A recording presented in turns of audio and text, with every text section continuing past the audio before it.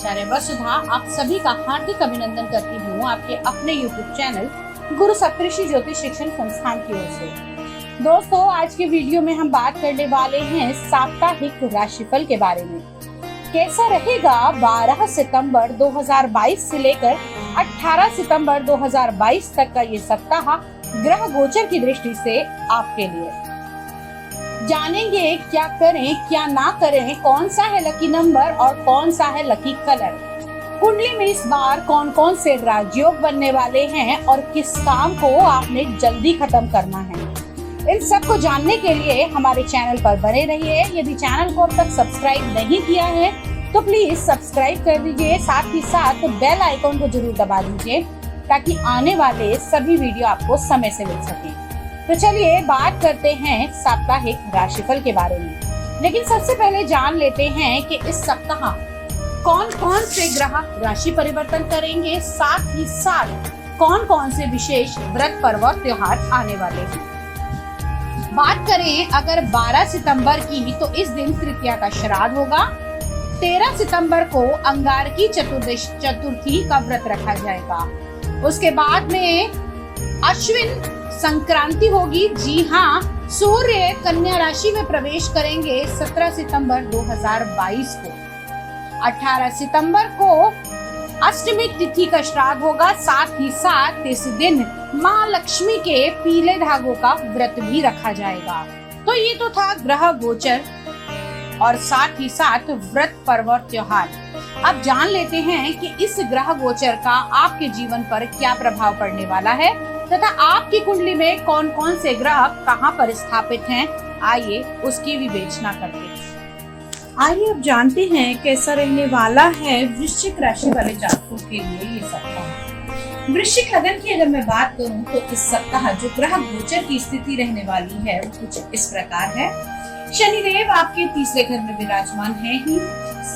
देव गुरु बृहस्पति पंचम भाव में, राहु चल रहे हैं आपकी कुंडली के छठे भाव में तथा मंगल आपके सप्तम भाव में विराजमान है। वहीं सूर्य और शुक्र की युति चल रही है आपके दशम भाव में। 17 तारीख के बाद सूर्य आपके दशम भाव से निकलकर एकादश भाव में गोचर होने लगेंगे। उसके बाद में बुध का गोचर चल रहा है कुंडली के एकादश भाव में और केतु विराजमान है द्वादश भाव में। अब इस ग्रह गोचर के अनुसार साथ ही साथ चंद्रमा की भी स्थिति जान लेते हैं। तो चंद्रमा इस सप्ताह आपकी कुंडली में गोचर भ्रमण करेंगे आपकी लगन राशि से पांचवें घर में, छठे घर में और सप्तम भाव के अंदर। अब इस ग्रह गोचर का आपके जीवन पर क्या परिणाम पड़ने वाला है या फिर कैसी रहेगी आपकी स्थिति, आइए जान लेते हैं। तो चलिए सबसे पहले बात करते हैं आपकी हेल्थ के बारे में। तो इस सप्ताह अगर हम बात करें स्वास्थ्य की स्थिति की तो स्वास्थ्य आपका अच्छा रहने वाला है। आप लोगों को इस समय में जो भी प्रॉब्लम चल रही थी उससे आपको निजात मिलेगी। साथ ही साथ पिछले सप्ताह जिन चीजों को आप अपनी हेल्थ को लेकर रिकवर नहीं कर पाए थे, इस सप्ताह आप उनको भी रिकवर कर पाएंगे। अगर आप किसी प्रकार की एक्सरसाइज या कुछ नया शेड्यूल एडॉप्ट करना चाहते हैं और वो नहीं कर पाए थे तो इस सप्ताह आप उसको करने में सक्षम रहेंगे। साथ ही साथ अब बात कर लेते हैं वृश्चिक राशि वाले जातकों की फाइनेंशियल स्टेटस के बारे में, यानी कि कुंडली के दूसरे भाव से हम धन संचय का और आपकी आर्थिक स्थिति का भी कुछ निर्णय लेते हैं।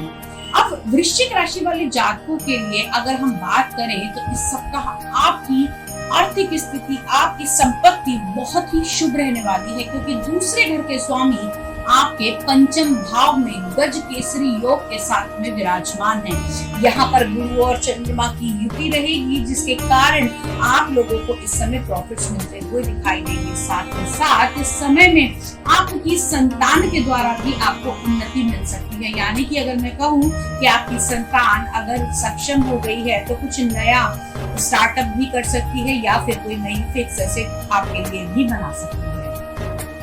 अब बात कर लेते हैं यहीं से कुंडली के कुटुंब भाव के। तो यानी कि इस सप्ताह आपको भी आपके परिवार का पूर्ण सहयोग मिलता हुआ प्राप्त होगा। साथ ही साथ आपकी बातों को भी लोग बड़े ही सहज तरीके से समझेंगे और उनके द्वारा ही आगे बढ़ने का निर्णय करेंगे। अब बात कर लेते हैं आप लोगों के पंचम भाव की। हमने जैसा बताया कि संतान के लिए ये बहुत अच्छा है, लेकिन यही अगर आपकी संतान किसी स्टडी की तैयारी कर रही है या फिर करियर या जॉब के लिए आगे बढ़ना चाहती है तो ये सर्वोत्तम समय है इस सप्ताह के शुरू के 2 दिन यानी कि 12, 13 और 14 तारीख की मिड तक अगर कोई बड़ा डिसीजन लेना है तो आप लोग उसको ले सकते हैं। अब बात करते हैं आप लोगों के वैवाहिक संबंधों के बारे में। तो वैवाहिक संबंध आपके शुभ रहेंगे। इस सप्ताह में आप लोग किसी नए घूमने फिरने की जगह पर जा सकते हैं। जीवन साथी का पूर्ण सहयोग प्राप्त होगा। जो लोग प्रेम प्रसंगों में पड़े हुए हैं उनके प्रेम प्रसंगों में भी आगे बढ़ोतरी होगी, आगे बातें बढ़ सकती हैं। साथ ही साथ इस समय में आपको आपके जीवन साथी के साथ कुछ मधुर समय निकालने का मौका मिलेगा। अब बात कर लेते हैं उन लोगों के बारे में जो किसी प्रकार का व्यवसाय करते हैं, फैक्ट्री या बिजनेस में हैं। तो कुंडली के दशम भाव से हम इसका निर्णय करते हैं। दशम भाव के स्वामी भी खुद विराजमान है शुक्र के साथ में। तो सबसे ज्यादा प्रॉफिटेबल ये टाइम पीरियड रहने वाला है।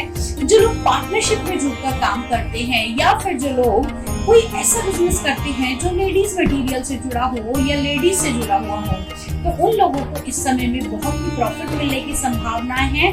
17 तारीख के बाद में आपको विशेष अवसर प्राप्त होंगे अपने काम को आगे बढ़ाने के। साथ ही साथ अपने किए हुए काम को आप लोग इस समय में साक्षात्कार कर सकते हैं। उस काम से आपको इस समय में अच्छे प्रॉफिट्स मिलेंगे।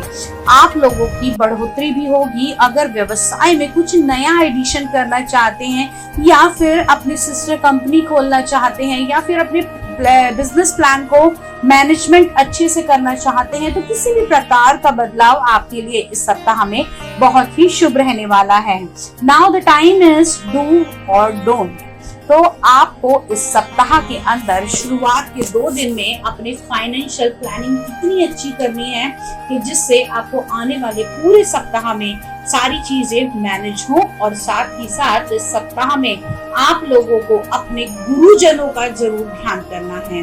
गुरु कोई भी हो सकते हैं, जो आपके दीक्षा गुरु हैं, शिक्षा गुरु हैं, या अगर आप ये कहें कि बहुत से लोग कहते हैं कि आचार्य जी मुझे पता नहीं ना मैंने कोई गुरु बनाया, तो दोस्तों ब्रह्मा, विष्णु और महेश इस पूरे संसार के गुरु माने जाते हैं। आप इनमें से किसी का भी ध्यान करके अपने कार्य को आरंभ कर सकते हैं। अब क्या ना करें इस सप्ताह में, बिना बात की अफवाहों पे और बिना बात की चीजों पे, दूसरों के झगड़ों पे बिल्कुल ना आगे बढ़े। इस समय में कोई आपको फुसला करके किसी भी प्रकार के पंगे में भी डाल सकता है, तो उसको अवॉइड कीजिए। ऐसे लोगों से जो नकारात्मक शक्ति फैलाते हैं या फिर जिनके अंदर से नेगेटिव वाइब्स आती हैं, आप लोगों को उनसे थोड़ा सा बचकर रहना है, अन्यथा आपके काम पर भी असर आ सकता है।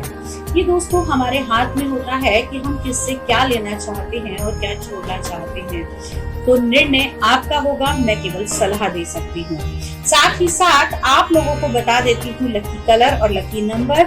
लकी कलर रहने वाला है व्हाइट कलर और लकी नंबर रहेगा आप लोगों के लिए नंबर 4। आज की वीडियो में इतना ही। अगले वीडियो में आपसे फिर से मुलाकात करूंगी, कुछ नया लेकर, कुछ इंटरेस्टिंग लेकर और ऐसा कुछ लेकर जो आपकी और मेरी जिंदगी से जुड़ा हुआ है।